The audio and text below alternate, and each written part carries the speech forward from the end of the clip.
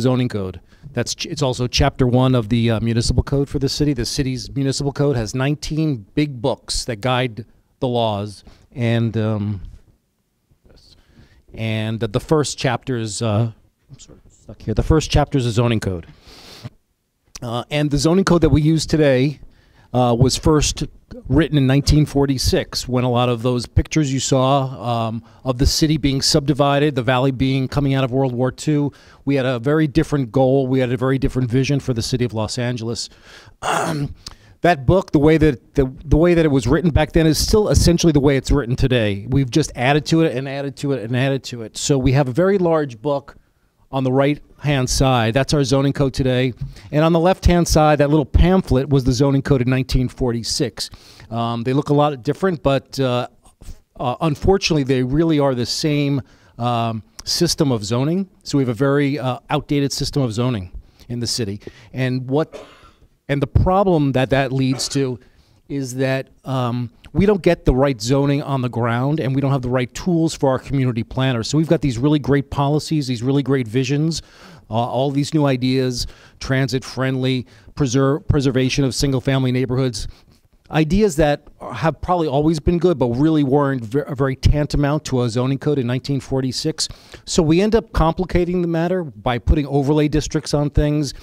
As Brad, where is he, talked about Warner Center, great plan, but why is that needed, the Warner Center specific plan? Because the city's zoning code for the entire city of LA didn't work for Warner Center. So they basically had to create their own specific plan and their own zoning code for Warner Center. And we do that all over the place. We do that all over the city. I'm going to show you this map. This is speeding up. 60% of the city of Los Angeles, all of those darkly shaded areas, are covered by something that's not just the citywide zoning code. That doesn't happen in other cities for the most part. They have zoning codes where the tools are in there. I want my neighborhood to look like this. This is the right mix of things. Let's plop it down on the ground. We have to do overlay districts and specific plans, and we have to qualify our zoning code with a very odd nomenclature that you really have to hire Brad's firm to figure out for you. So I'm sure Brad likes that full employment service, and I'm sure he can figure out what to do when we have a new zoning code, but it's really not helpful for the mom and pops who want to change their business, or for somebody who wants to know what can go up next door to them. So we want to create a whole new mechanism of zoning that really helps our community planners implement the policies they've created, and they've done a lot of good work. So we want to reorient how we do long-range planning, and we're working with other divisions, other departments to figure out what their needs are. We're going through our whole environmental checklist right now to see what could be implemented in a zoning code as opposed to zoning by project permits. We're also creating better base zones. We want to tailor community planning needs, and we want to consolidate duplicative implementation tools. I know that sounds kind of ridiculous, but we have all of these overlapping regulations that often contradict each other, that require another person, most likely a zoning administrator, to make the decision of what it really means. And also, we have an exceptions section in our code. Many people don't know about it, but if you want to know what to build in your neighborhood, if you've got a C2 zone lot, that sounds like a pretty easy thing to do. Our C2 is a basic commercial zone, and 85% of our city's commercial zoning is zoned C2. So that's whether you're in downtown LA, you're right here in Van Nuys, down in San Pedro, Boyle Heights, it's all the same, the zoning. And we've thrown everything into the zone. We talk about how the building should be shaped, all of the uses that are allowed in there. We talk about things that are very specific and very broad. And if you don't get what you want, you've got to fix it with a queue condition and all these little nomenclatures that we've created through the years. Not really necessary in the long run. Other cities have proper zoning so that when you want to have a street that looks like Van Nuys Boulevard or could be transformed into something you envision, you have the right tools in the toolkit. So how should the code work? We want to have more options. We don't give our planners enough options of how we want to change our city and how we want to create a pedestrian-friendly neighborhood. We talk about it a lot, but we really don't have the right zoning tools in the zoning code. We do a great job of fixing things and tweaking things, but it's really not helpful, and it takes a lot of time.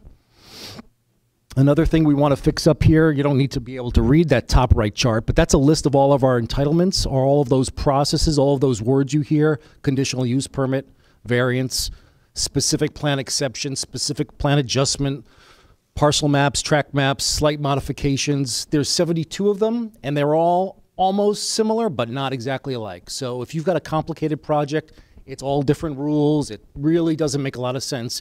It wasn't created like this, but our zoning code has been in the works for 68 years now, so we've been adding things, and politics are the way they are, the way modern thinking was at the time. We've just really created quite a large quagmire of regulations. The project where we are right now, again, we started last year. We're about a year and a half into the project, started in 2014. We came out with a zoning code evaluation report last year. Really very readable document. I know we sound like we're kind of wonky with zoning, but I ask you to go to our website. We have a website dedicated to this project alone. It's called recode.la, and our zoning code evaluation report is up there for everybody to read. And it went to the City Planning Commission, had some comments. We went to Plum, we went to our full city council, and it was approved. And it's really like a 30,000-foot vision of what we want a zoning code to encompass. So some really great ideas, no specifics, no numbers, no geographies mentioned in it. The only geography we did mention in it is that we want a separate zoning code for downtown Los Angeles. Downtown Los Angeles is very different from the rest of the city. We already know that because even though our citywide zoning code that we have today is not supposed to be geographically specific, we make lots of exceptions for downtown. So we've just decided, let's sort of stop doing this. Let's have a separate zoning code for downtown and then have a citywide zoning code for the other 33 community plans. We're in 2015 right now. We just came out with a draft approach for our downtown code, and that's how we plan on creating this new zoning scheme. It does have some numbers in it, and it does depart from our normal way of zoning. The C2s are going to go away. And the biggest change we plan on doing is divorcing or uncoupling or unbundling, however you want to put it, the form of what a building should look like with the uses that are allowed in it. Kind of a hard concept to get your head around if you've been dealing with the zoning code the way it is today. Right now, we tell you what the building should look like, what the setbacks are, what the height is, what the open space requirements are, and then we also tell you what's allowed in the building, what uses are allowed. Is it residential? Is it multifamily residential?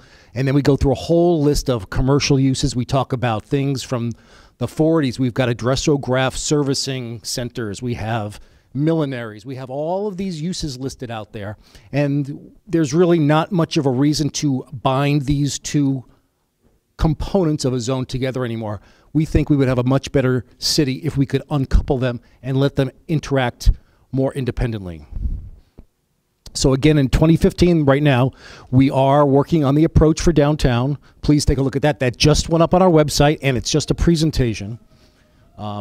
And we plan on having a draft for the downtown zoning code out this year. Next year, we'll continue to work on a lot of the citywide stuff. And then in the following year, we propose to have a draft for the citywide code out. Again, we're updating and revising citywide standards so that we can have more up-to-date zones. We're going through our environmental mitigation measures, because a lot of the things we do in our planning department is that we require many of our very good, very well thought out environmental mitigation measures regarding stormwater, regarding aesthetics, regarding transportation, but we apply them on an ad hoc basis to only those projects that come to the planning department. And the planning department only reviews about 10 to 15% of what's built in the city. The other projects, the 85% of the projects, go right to building and safety because they comply to all of the regulations, and those are over-the-counter sign-offs that don't require the scrutiny that the planning department gives it. So a lot of these measures are really good. We want to incorporate them. We want to see them citywide, not on an ad hoc basis. And we're also going through a lot of our general plan elements, the housing element, the mobility element, to see what we can implement through regulations as opposed to just guidelines. And then just that really concludes my general overview. I know I throw a lot of information at you for the Recode project, but I do want to say that we've got a great website. rico.la. We have a Facebook page. You can always call me. My card is around somewhere. You could ask my staff anything you want. We've got a great team. We've got a consultant team from Austin, Texas, who does this around the country and around the world. They're really excellent, so they have some really great, innovative ideas for us. So I did promise our community planners that I would mention also a few other planning initiatives that we're working on. And we are working on transit neighborhood plans along the Orange Line. So this year we started work on 5 of those Orange Line stops, and we have funding from Metro, and I believe our table over there by the door will talk to you more in detail, Anita and Sarah. Those neighborhood plans focus about a half-mile radius outside of the stations, which is about a 15-minute walk. And here's a list of the 5 stations we're studying, and one of them's right here.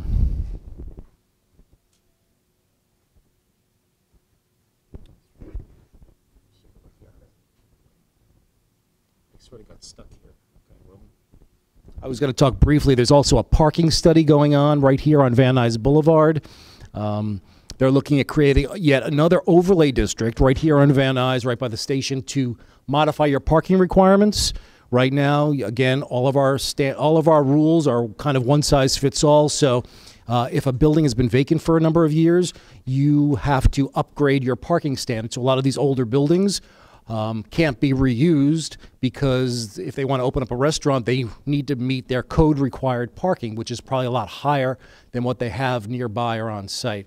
So it might require a building to be torn down. So we're looking at maybe modifying that for Van Nuys. And Coronis, okay? Thank you.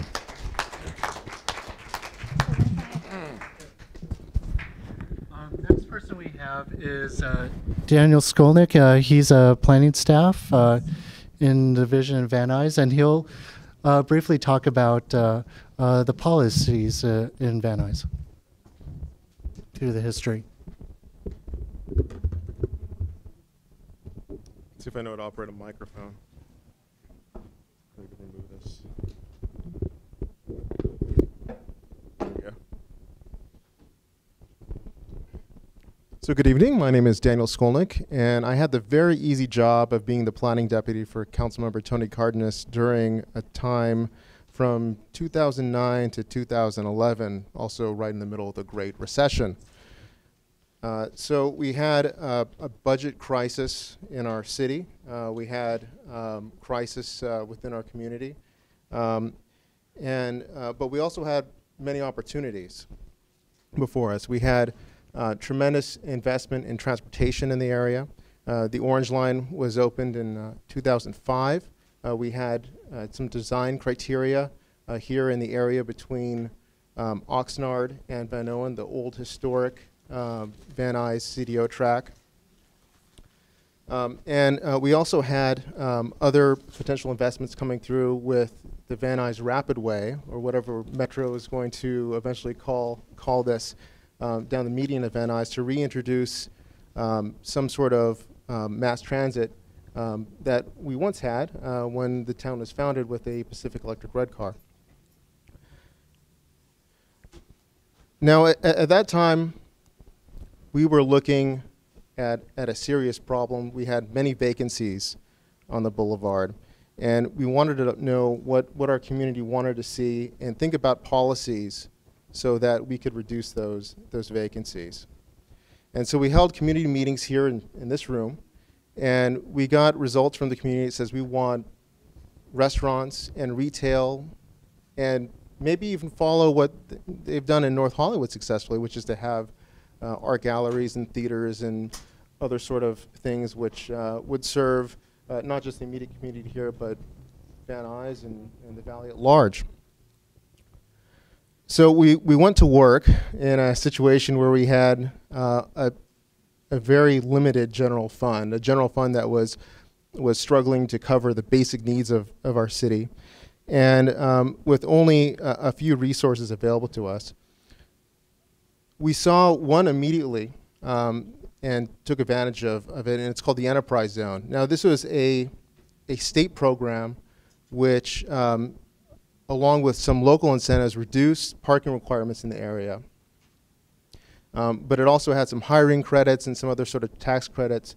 And we saw the beauty of this in that we could make all these old buildings here, which were built with a parking, well, without the parking that's not required of our new code, as Tom mentioned earlier, and make it easier for people to change the use of these buildings for things which the community said they wanted to have. And I'll give you one specific story. Tres Hermanos, which is across the street here, wanted to make an investment and open up, and they were faced with the situation where they had to apply for a variance. So imagine this: you're already in a very tough business, which is the restaurant business, and you're looking to make an investment in a tough time, the Great Recession, and you suddenly have to go pay all this money for a public hearing and wait months, and maybe, if things go well, you'll receive an approval from the zoning administrator.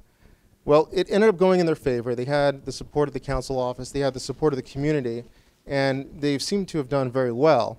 But obviously, that's not really a good strategy for the community going forward, for everyone to have to go through that sort of situation. And so what the council office did, and with the help of the community, is to push for policies to rethink the parking and the uses that could be allowed easily in this area. So one thing that we help back is this idea of modified parking requirements. And we did it in two ways, and we did it with the help of this neighborhood council. The first is we supported a new ordinance which will allow for an easier creation of modified parking requirement districts. And the second thing is we supported efforts to gain grants to implement this sort of policy. Now, things move fairly slow in the planning world. Let's face it. But the thing is, all of this work led up to a very important moment. It led up to two grants which were successful. And you now have this amazing opportunity where you can chime in and explain to your elected officials and to the department and to other civic leaders what you'd like to see here. And we can move forward with a policy that takes account of the unique nature of this community. So I just want to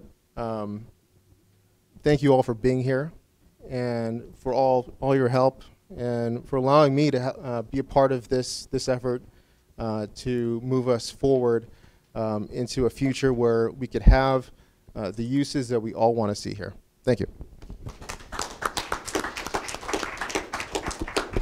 Okay, we have Ken Bernstein again. He'll speak a little bit about the plan for a healthy LA.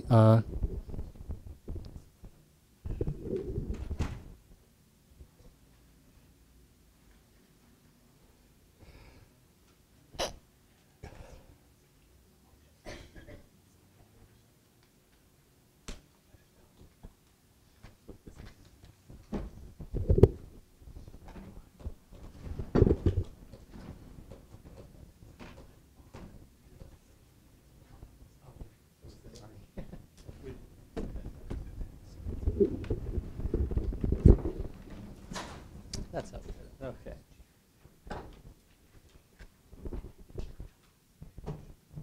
Am I blocking you? Should I move over? Well, well, I'm more comfortable saying. Am I blocking the screen completely? Or perfect. Right. Perfect. Okay. All right, I'm back, and wearing a different hat this time. In addition to overseeing the Office of Historic Resources for the Planning Department, I'm also a principal city planner overseeing some of our citywide policy initiatives. And one of our major initiatives currently is to link planning and land use with health and wellness. And today this almost seems like a little bit of a foreign concept, but if you think back about what planning and zoning, Tom Rothman talking about zoning, what zoning was originally, it was really all about health. It was about separating noxious uses like smokestack industries from where people were living, and creating better environments where people could live healthy lives. We've gotten away from thinking about planning being about health, and we have different bureaucracies in the county where we have a health services department, county health department, and we don't really think about how planning and land use policy can contribute to healthy communities. That really is changing very significantly now, and cities around the country are embracing the understanding that the way our communities are built, the way that we grow, the quality and character of our streets, the walkability of our streets, and the types of land uses that we have in a community has a lot to say about how healthy we are in those communities, and even has a great deal to say about life expectancy and about health outcomes. So the City of Los Angeles for the first time is undertaking its first ever element of the general plan. A general plan is our citywide guiding vision for Los Angeles, a plan for a healthy Los Angeles to put health policies for the first time in the general plan. Let's see here. Here we go. So the purpose is to improve health and wellness, to reduce some of our health disparities as a city, improve collaboration among the many partners that deal with health, city, county, local agencies, increase access, promote economic and social prosperity, and to guide policy making. We began with what was called a health atlas to put together for the very first time all of the data about Los Angeles and its communities and its various health outcomes, and to map some of the disparities, tremendous disparities among Los Angeles communities. I'll get to a little bit more of that in a moment. We had a very active community advisory committee and an expert panel. Community engagement, again, we had a big outreach meeting in this room about a year ago at this time, focused very much on this plan for healthy Los Angeles, as well as some discussion about Tom's Recode initiative. And we are about to have adoption of this plan. We are at the tail end. We were at the Planning and Land Use Management Committee this week. And the committee was very enthusiastic about the plan. And actually next week in City Council will be the final adoption. And we will really be the first major city, a very large city in the nation, to embed health policies in its general plan as of next week. So just a little bit about the Health Atlas, and just you can see here some of the indicators and the what's called the hardship index, and some of the tremendous disparities in terms of issues such as overcrowding, poverty, income. The greatest disparities are in Southeast Los Angeles, but we have tremendous disparities in childhood obesity as just a measure of the health of kids, where in Brentwood, childhood obesity is very low at 11%, but we have many communities throughout the city, particularly in East and South Los Angeles, where that same figure exceeds 30%. So we did considerable community outreach, particularly in those communities.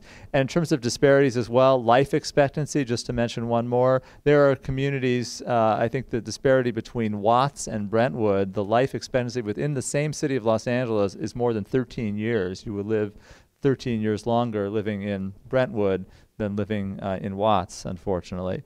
So we did considerable community outreach, as I mentioned. We have 7 major goals in the health plan, including Los Angeles, a leader in health and equity, a city built for health, dealing with parks and open space, food, which is really critical, a critical component of health, an environment where life thrives, ranging down to safe and just neighborhoods. And there are policies, you can take a look at this plan online.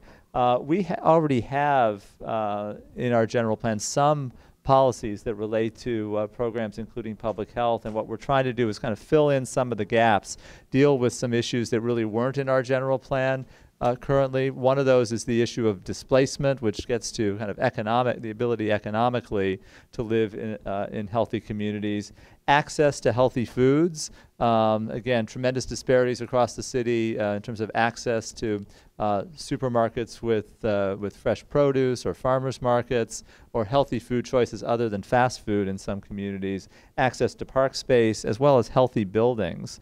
And then just a few examples of some things we're doing, some of our goals: healthy building design and construction. We have a policy aiming to promote a healthy built environment by encouraging the design and rehabilitation of buildings and sites for healthy living and working conditions. And that gets to everything from the way buildings are sited in some of our land use policies, to even the design of buildings so that we, for example, encourage the use of staircases. Often the stairs are the most difficult component of a building to find. They almost force you to take an elevator and not get exercise during the day. It's shocking that even in healthcare facilities and hospitals you can't find the staircase. So one of the follow-up programs to this general policy is actually to look at creating healthy building design guidelines that would encourage physical activity and have a more healthful orientation overall. Equitable access to healthy food outlets. And that doesn't necessarily mean mandates, that additional regulation that we're not going to allow fast food. There have been some attempts of that, looking at separation requirements in South LA, but looking at how do we create incentives and partnerships to encourage access to healthy foods. Implementation is going to be key after we hope have the adoption next week. We are looking at 88 different programs. Most of those are actually, frankly, not the responsibility of the planning department. We have been the lead in pulling together multiple city agencies to make this happen. Some of that is county public health, county Department of Health Services, other agencies like Recreation and Parks, our Economic Development Department, even libraries and others, programs that involve health. And a number of existing programs. I won't have time to talk about all of them tonight, and new programs such as looking at creating healthy neighborhood markets, looking at urban agriculture, and I mentioned the healthy building design guidelines, a number of those that can be priorities coming out of this plan. Claire Bowen in our citywide division and Lauren Grabowski have been our leads in this, and this is some of the ways you can find out about the program. But we appreciate the invitation to make this part of the discussion in Van Nuys, because as you're looking at all the things you've heard about tonight, new zoning, transit-oriented development, taking advantage of the Orange Line, taking advantage of Van Nuys Boulevard, looking at reinventing, you'll be hearing about our mobility plan 2035 and the way we're reinventing streets and rethinking this wide Van Nuys Boulevard and how to make that a more walkable, livable street. All of that really does have health outcomes as well. And so as you're thinking about the future Van Nuys, all the things we've talked about today, keep thinking about the linkage between health and wellness and some of these planning decisions that you're considering tonight. So thank you very much.